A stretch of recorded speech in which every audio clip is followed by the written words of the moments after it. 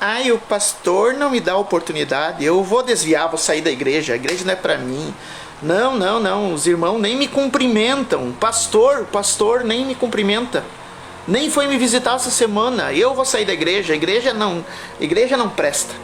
Igreja não presta. Gente, vocês não fazem ideia que em alguns lugares do mundo pessoas podem ser mortas legitimamente, né? Legitimamente mortas, simplesmente por estarem carregando uma Bíblia. Que lugares de reunião de oração são invadidos e as pessoas são fuziladas, que são levados presos e depois em praça pública são degoladas por serem cristãos, e nem por isso negam a fé, e nem por isso deixam de pregar a palavra, de testemunhar. Oportunidade para eles é oportunidade de sair vivo. Oportunidade para eles não é questão de o pastor não cumprimenta, não. Eles precisam estar escondidos para poder fazer a obra.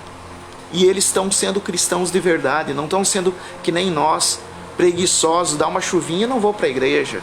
Ah, não sei o que, não cantaram um cântico que eu gosto, então eu vou embora.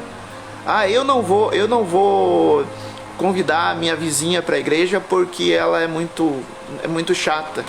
E assim por diante. Gente, se a gente se desse conta, se Deus abrisse nossos olhos, a gente teria vergonha de olhar no espelho. Uma coisa que a gente deve fazer e pode fazer, a primeira coisa que a gente deve e pode fazer é se arrepender da nossa mornidão e passar a assumir uma postura mais real de cristão. Não simplesmente estar rolado numa agremiação religiosa, mas testemunhar, buscar a presença de Deus. A segunda coisa é tu compartilhar a tua fé com os outros. Ai, mas eu tenho vergonha, deixa que o pastor faça.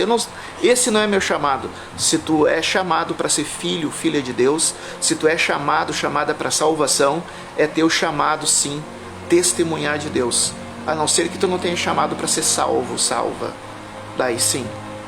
E a outra coisa importante, além de a gente orar por nós mesmos, pela nossa família, além de a gente orar pelas nossas igrejas, pela igreja em que a gente congrega, vamos orar, olha só, por esses... Ai, não é só nessa região que o pessoal chama de janela 1040, não é só na janela 1040 não. Olha aqui, tem até vizinhos nossos que estão nessa lista. Um dos lugares, 50 lugares onde os cristãos são mais perseguidos e mortos no mundo. Não é só na janela 1040, vizinhos nossos também. E eu te convido a orar por isso. Sim, a palavra diz que haveria perseguições, e aqueles que perseverassem até o fim seriam salvos da condenação desse mundo. E que nós possamos, já que se a gente não tem condições de ir lá pregar para esses lugares onde a igreja é perseguida, que possamos pelo menos interceder em favor dessas pessoas. Esse é o primeiro vídeo da série Igrejas Perseguidas, e eu te convido a começar a pensar e repensar o teu jeito de ser cristão, e também interceder por aqueles que estão sendo cristãos de verdade, enfrentando a morte por amor a Cristo, enfrentando a morte pela fé que professam, e que eles possam ser pelo menos alvo das nossas orações. Eu volto a falar sobre isso.